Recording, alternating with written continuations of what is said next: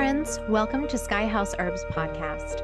I'm Ashley Ellenvoss, a clinical herbalist, and in this space, I share my knowledge and experience with plant medicine to help you on your own journey of healing and transformation. Join me in exploring the ancient wisdom of plant spirit medicine and how it can be used to heal the body, mind, and spirit. We'll talk to experts in the field and share stories from people who've been transformed by powerful plant allies. New episodes are released each Monday, so please subscribe. And now, let's explore this mystical world of plant medicine together. Hey everyone, welcome in. Today we'll be talking about herbs and weight loss and so much more. I'm really excited to share some of my personal story about my history with eating disorders and kind of my journey through this constant battle of weight loss, which is so prevalent in our culture. So stay tuned. We'll talk about that. I do want to say if this is a subject that is going to be too challenging to listen to, I totally get it. And that is okay. You can just stop listening now and maybe find another video that will be a little easier, or maybe a little bit more helpful at this moment. So just wanted to put that out there because I know the topic of food, weight loss, and eating disorders can be a trigger, and that is not what I want to do with today's talk. So before we dive in, I do want to ask if you haven't subscribed to my channel yet, please do. It is always helpful to help me find other people and for other people to find me and my work so that they can learn about herbal medicine, ways to support themselves, both physically, emotionally, and on this channel, spiritually. We talk a lot about the spirit and spirituality. And then I wanted to also mention my herbal apprenticeship program. I'm going to go over to my herb school page and just give you a quick peek into what we will be studying. So if you go to our homepage, skyhouseherbs.com, we are now enrolling students for the Herbal Foundations Apprenticeship. And the class begins on April 24th. You can join late if you need to, but better to join early and be able to stay with the cohort as we move through the different modules. So just click on the Learn More, and you'll go to the Herbal Foundations Apprenticeship page. It will tell you more about the course. And yeah, you can read some testimonials from previous students. You can learn about what we're going to study, a little bit about the vitalist tradition and approach that we take, course highlights.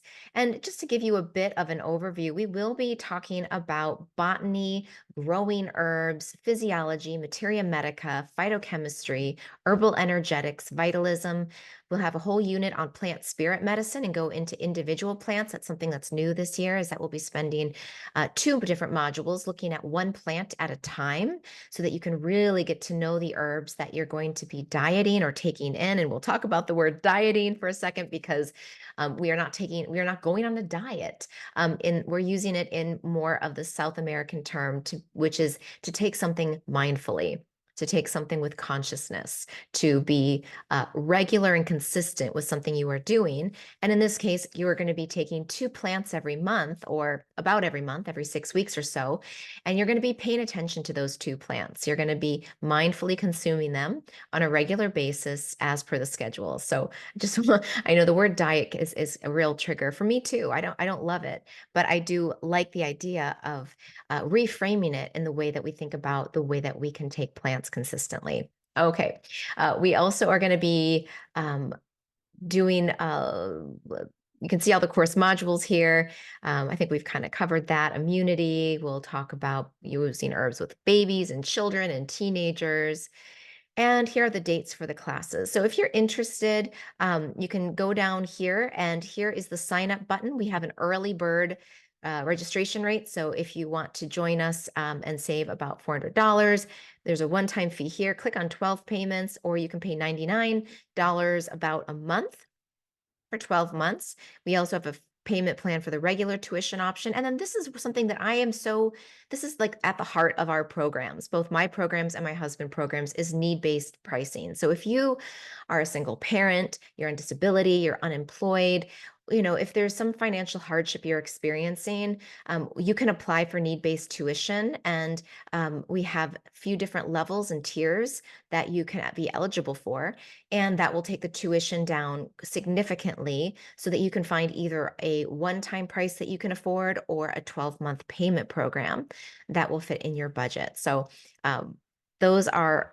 available, and I would love to see some of you in the Herbal Foundations course. I love teaching and sharing the medicine of plants, and I think everyone who takes the course can find something valuable and can learn how to apply and use herbs for themselves, for their families, and I think big picture for the community. And then it just spreads. Trust me, your love and your enthusiasm and your ability to use herbs will influence others. And that is something that I feel very passionately about, is getting the herbs out. All right. So let's talk about today's topic a little bit more. Herbs and weight loss. I want to talk about weight. What is weight? Why are we so obsessed with weight? Um, you know, I think for me, when I think about weight, I'm of two minds. And one thing that I think is really interesting is this idea that two things can be true. It doesn't have to be either or. And I think especially when we're looking at our bodies, two things can be true. And so when we think about weight, weight is on one hand, the Buddha is said to be translated as the weighty one, who sat under the was it the Bodhi tree and became enlightened. And he was not like a paper thin dude. He had body weight on him. He was a weighty one. He was full of knowledge and wisdom. And I think that there's something about weight that, if we think about it in a positive, it can be the things that ground us, the things that bring us back to the earth. Our weight is something that makes us human. It makes us in these physical bodies. We get to experience through our senses everything because we have weight and we're weighted onto the earth, you know, and that is a gift, right? So being in our body and being weighted is can be true at the same time as this idea of weight as being something that we need to manage, control, manipulate. The idea of being heavy as being less attractive or bad. And I am so happy to see in social media and in the fashion industry, there is much more diversity that we start to see now with body shapes and what's considered to be attractive. But I think one of the things that we can hold two things to be true at the same time is that we can be in a body and we can be aware of our weight. We can be aware of what our body is made of. We can be aware of how our body feels. We can be aware of the health of our body. And I think another thing that can be true is that weight doesn't equal health. People of all different body sizes and body compositions can be healthy. And I think that's a new conversation that people are starting to understand, is that, our weight is not equal to our health. If you have a lower weight, it doesn't mean that you're healthier. And, I think this is something that again, people are becoming more aware of these things, of what is actual health, what is vitality, how do we measure it? And is it even measurable? I mean, to me, as an herbalist, as a clinician, the health of someone, how I assess health? The sparkle and the twinkle in their eye. That's how I assess their health. How radiant is their ability to connect? And I think when we're having depression, when we're having anxiety, when we're having mental health struggles, the light in our eyes gets either twitchy, either we get anxious and we can't hold steady the light, or we become dull and we become unable to connect to others. So when I'm looking at a client, I look at, okay, what is their ability like to connect? How present, how focused, how vibrant are they? I also look at their skin. I look at, how is their tone? Do they look like they've got a good tone for their specific skin type and for their particular race, right? Like, what is the underlying tone? And we can see that under the eyes. We can see that in the nail beds, right? We can see that in the tongue. We look for a pink, sort of vital, or we just look for good blood flow under the eyes. And for people that have darker complexions, you can see it. Is the skin, is the complexion balanced? And that's what we want to see when we look at health. When I look for health, I also look at their voice, or I listen to their voice. What is their voice like? Does it sound like there's strength in the voice? Is it trembling? Is it weak? Is it thin? Is it, right? Is there a vitality and a assurance and a confidence in the voice? And so none of this has to do with how much weight is on their physical skeletal frame. It's really these subtler ways of assessing health. And I think that's so important. And so, as we're thinking about, if you're listening to this because you're like, I'm worried about my weight, I'm not here to say, I'm here to say, let me give you some tools and ways of thinking about weight for you to decide what is going to make you more vital and bring you to a greater space of health. Because for me, it has been quite the journey. I started off in high school. I mean, I took diet pills and like, yeah, I forget the name. It was like X something. Yeah, I took all sorts of diet pills in high school. I starved myself in high school. When I got to college, I became bulimic and I would eat and then I would throw up because I wanted to be skinny. I thought skinny was healthy. I thought skinny was beautiful.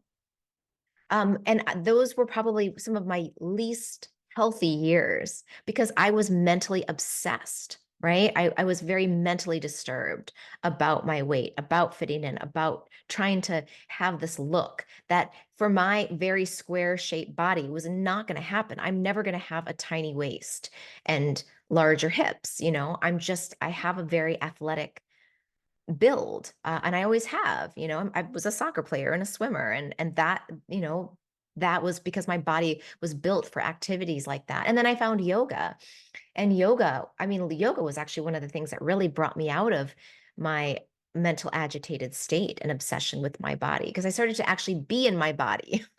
And I think that's a point that I want to share is that when you're in your head about your body, you can't help your body.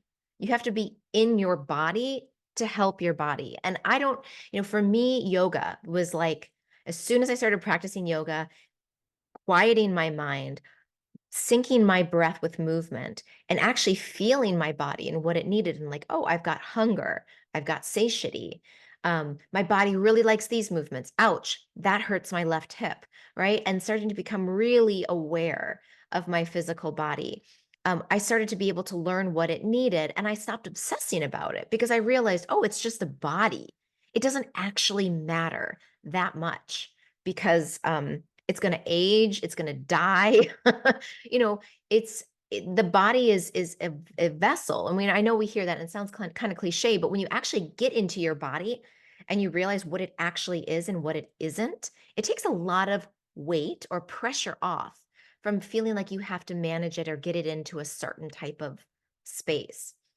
So for some other people, it might not be yoga, it might be dancing, it might be sports, it might be lifting weights, which is sort of my new thing. I still practice yoga, but I started weightlifting, like seriously weight training. And I don't post photos and stuff of me like weightlifting because I don't know, it's just like my own personal thing. But I am strong. I'm probably stronger now than I've ever been. I have like more muscle definition in my arms and legs because I do very mindful lifting. Like I'm a very slow weightlifter and it gets me right in my body.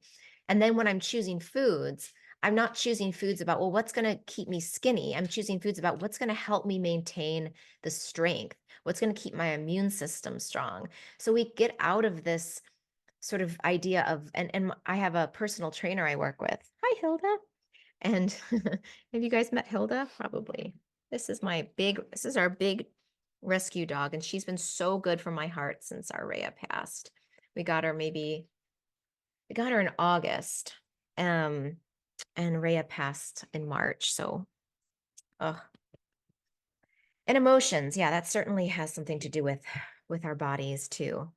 Okay, but let me go back. um, so I wanted to say this that, yeah, when we are focused on what we're not on a number or what we want to take away, but what we're adding.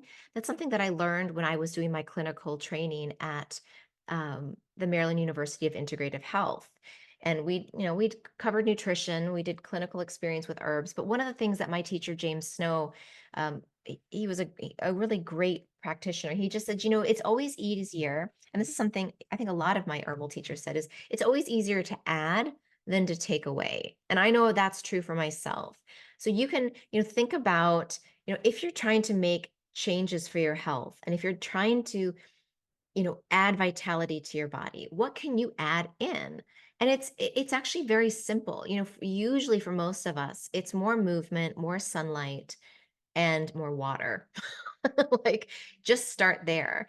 And food too. Like, add in more vegetables, add in more fresh fruit, add in lean proteins. You can always, the more you add, what happens, this is just natural. This is just the way we could think about it as like physics. When you add something in, if there's only so much space in the container, then something else will be left out. So if you're adding in more protein, probably you're going to snack less and you're going to have less carbs in your diet. If you're adding in more healthy fats like avocados and olive oil and things like that, other things that you might, again, be putting into your body that are not helpful and that aren't satiating are going to fall away, because with fat and protein you're going to be so satiated. And that's something that I've really learned over the years is, how to feed my body for satiety.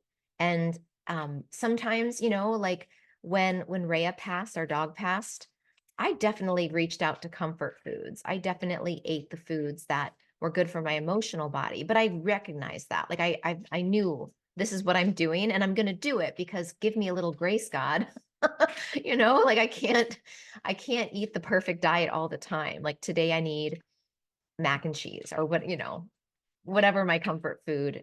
For me, it's often chocolate. Like, I'm going to need a full 50 grams of chocolate today. Like that, I'm going to gift myself that to help me. But I can't do that every day, because if I did that every day, I would not feel well and my body would not feel and be the way that I want it to be.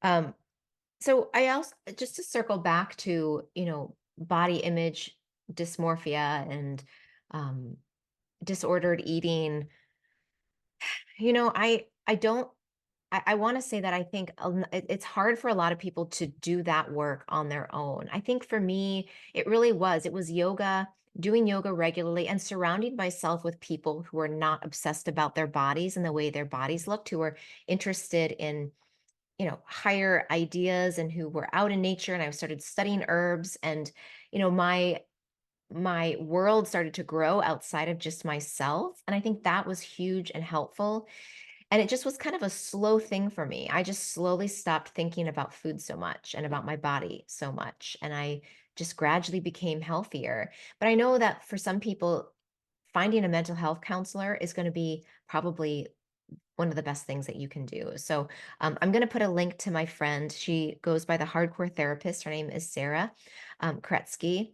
And she works specifically with people with body image and eating disorders. So I'm going to include a link to her, but you might be able to find another therapist that would work with you. But finding someone to talk to about your body and helping you reframe the way you think about your body is helpful. Maybe seeing a nutritionist, if you really struggle with putting together healthy meals for yourself and even knowing where to start, finding someone like a functional medicine, or maybe like an integrated nutritionist, somebody who has studied and really understands whole foods and vital systems of health. That would be a great thing. A lot of herbalists also work with diet and nutrition, so maybe you can find someone there. But don't be afraid to reach out for help, because it's really hard to do this work on your own if you don't have like constant supportive community. You might need to find someone who can work with you one-on-one to help you with the reframing, because a lot of what it is just reframing the way you move through your day and the way you relate to food.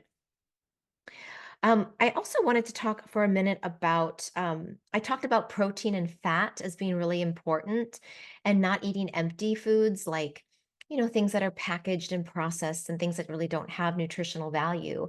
I also wanted to mention that there's been a lot of studies on psyllium seed and psyllium husk for helping with satiety. And this is something that has been such a great learning for me and my body. And I think is really helpful for a lot of people I've spoken with who've struggled with this is how do you know when you're full? What does satiety look like? And I wanted to read this study. So, psyllium is used to increase the subjective feeling of satiety before and between meals in an attempt to reduce overall total caloric intake. I don't know how you outtake food. One study comparing Plantago ovata, which is their psyllium, preparation of 20 grams of the granules with 200 milliliters of water um, to water or a placebo preparation found significant fullness in 1 hour after consumption. And this was a study from 1995. Other studies have confirmed a suppressant effect on hunger and increased satiety that remains apparent up to 6 hours after consumption. Psyllium also significantly delays gastric emptying from the third hour after a meal. And that was from a 1992 and a 1997 study. And this is all from a great book called Herbs and Natural Supplements, an evidence-based guide. There are zero pictures. It is all text and clinical trials and research about plants. And I like that. Um, so again, like this idea of like training our minds to know when we're full is such an important part of finding happiness, right? Finding satiety in life. It's like people that have like are shopaholics. Like I really think food and addiction, like there's a lot of similar pathways when we think about any sort of addictive behavior and food. So how do we increase satiety in our bodies can help us increase satiety when it comes to how many shoes we own or, I don't know, how many kids crafts we buy, right? Like it's all connected. It's all part of recognizing when enough is enough. And I think psyllium as a plant is one plant that can help us start to regulate and start to feel, oh, okay, I feel more satiated. I don't need, I might not need that extra snack. Um, but yeah, so I wanted to put one plant in there. And I also wanted to say this title, I kind of tricked you all because there are no herbs for weight loss. There are not. It is not, trust me. When I tried all of them, through my 20s, when I was doing all my dieting, the master cleanse, I did all of the cleanses. I did all the restrictions. I did all the detoxes. I mean, bought the books, did the calorie counting. And there are no herbs, there are no diets that I am aware of that I believe will help you find happiness. um, and just like with addiction, you have to find a beacon. You have to find in my life it was God. It was a spiritual practice. I couldn't say God until I reached about 35 because I didn't it was too triggering for me because of my Catholic upbringing, which is a whole nother video. But I mean, for me, finding my true north, yoga helped me to find my true north, and then a lot of my addictive patterns started to work their way out because I realized there was something bigger than me, more intelligent out there, more loving than me, that I could yoke myself to, that I could, connect myself to on a daily basis to remind myself to not hate on myself and be mean to myself and judge myself. And I think most all 12-step programs, you got to yoke yourself to something bigger. And I think that's how we get to happiness. That's how we free ourselves from addiction. That's how we start to manage the amount of weight that we want to carry in our bodies, right? Like what feels good? What feels like the right amount of weight? And there's no number. It's a feeling. It's an energy. And I do want to say, like, I know in this video, I'm not talking about a lot of the physiological, mechanisms by which obesity can happen and metabolic syndrome, that those are real. I'm not discounting the reality of obesity and I'm not discounting the reality of metabolic syndrome. I'm just saying that two things can be true. And, maybe I'll do another video on those. But today's video, I really wanted to talk more about the framework and the perspective and the view of the body that can help us if we're feeling that our weight is a problem. And that could be in either direction, not enough weight or too much weight. It's all the same conversation. Now let's talk a little bit more about herbs because I think herbs are an important piece of this conversation. What do we do to help us feel good? And I think, again, the weight will regulate itself when our orientation is focused on health, happiness, wellness, and I would say too, having a spirit of service. And in all the 12-step programs, being of service to others is so important. And I'll never forget, I did an herb walk. I took an herb walk with David Winston, who's an incredible herbalist, and he's of the his ancestry, and he studied Cherokee medicine. We were on an herb walk at the Medicines from the Earth conference in Black Mountain, North Carolina. I want to say maybe like 10 or 15 years ago. And he said that in the Cherokee tradition, they view depression, they call it spirit sickness. And the cure among the tribal people for spirit sickness or depression is they'll take that person and they'll connect them with someone who has maybe an elderly person or someone who has special needs. And they'll say, you're going to help this person. And by helping this person, you'll help yourself. You'll get your spirit back. And the way they viewed it was that the spirit is like a flame inside. And again, that's the sparkle I'm talking about in the eyes. That when that flame goes low and the sparkle in the eyes diminishes, one way to get it back is through service, is through helping other people. It could be, working at a soup kitchen. It could be volunteering your time at a library or working with kids or, for me, doing, herbal-based classes. What is it that gives that you can give of yourself to get your spirit back, to help ignite the flame again? And I love that image.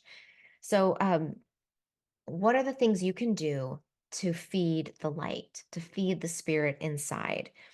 And I wanted to talk about herbs that can help with that, herbs that can help with getting the spirit, bringing and brightening the spirit inside. I love adaptogens for this. I think if everyone listening, if you're on this journey with me, start taking some adaptogens. And it doesn't, you might want to listen to different videos or work with an herbalist to find what are the right adaptogens for you with your constitution, maybe in any symptom pictures you have. But the ones that I generally seem to notice work well in most people are going to be American ginseng. It's very, very sweet and soothing and grounding, and it's very good at normalizing stress response function. I also really like ashwagandha is a really nice one, especially if you have sleep disturbances.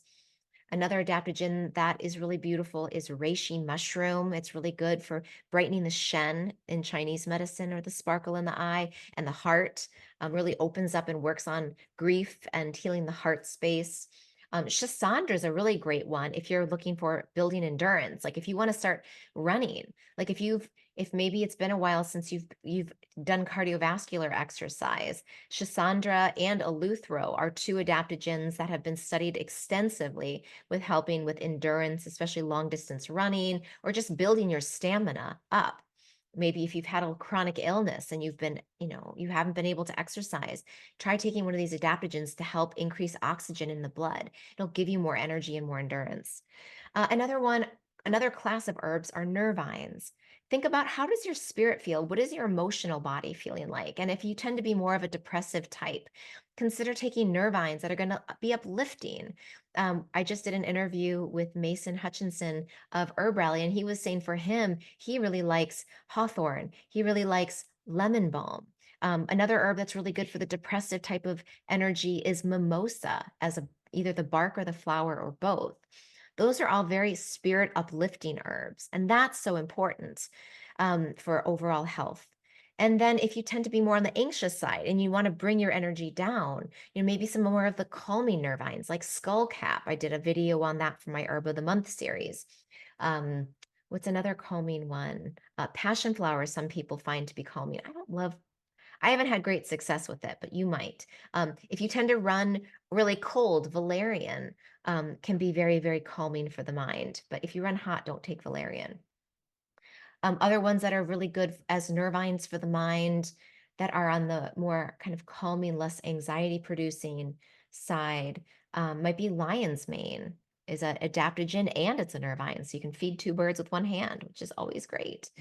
And yeah, I think those are like the two classes that you can think about. Like, how do you modulate your own unique nervous system and stress response to come to an even place so that you can not be living from a place of stagnation or a place of overexcitation and start to get your nervous system in a more regulated place. And that will help you. That'll help you navigate all the choices you have to make in a given day. And I think again, that is the key to overall health is in the moment, if you've been making choices that have been continuing to lead you away from health, oh, I could go for a walk, but I'm going to sit and do this thing on the computer or my phone, right? Or I could cook some vegetables. Ah, it's too much work. I'm going to just heat this thing up in the microwave, right? Like it's those small choices that add up over time. And so if you can catch yourself in the moment of that crossroads, right? And in that moment, you can say, I'm just going to take a 15-minute walk. I'm going to put the phone down. I'm going to just walk and listen to nature. Sorry, I just hit my microphone. um, or, you know what? I'm going to stop working a little bit earlier so I can prepare myself a nice lunch. I'm not going to give myself 5 minutes to eat. I'm going to give myself 30 minutes. I'm going to pack my lunch and bring it to work. So I have something healthy and I don't have to eat whatever's, in the vending machine. It's the small choices that over time will create lasting health. And I can't tell you this enough. Because to me, I spent so many years going back and forth, the yo-yo of thinking I had to punish myself, that I had to, it was all or nothing. And now that I've reached this ripe middle age, I can tell you that's just not true. It's just not how it works. It's about being loving, kind, generous with yourself. It's giving yourself breaks to do the right thing for your body, for your mind, for your heart, and finding ways to stay continually yoked or connected to something bigger than yourself. All of those are going to help you find the optimal state of health that you're looking for. So, I hope this is helpful. If there's anything that you want to add to the conversation, I would love to hear from you. Um, and yeah, I appreciate all of you guys, everyone who listens and everyone who offers their feedback and hits the like button. And I'll be back next week. So I will see you all then. Thank you.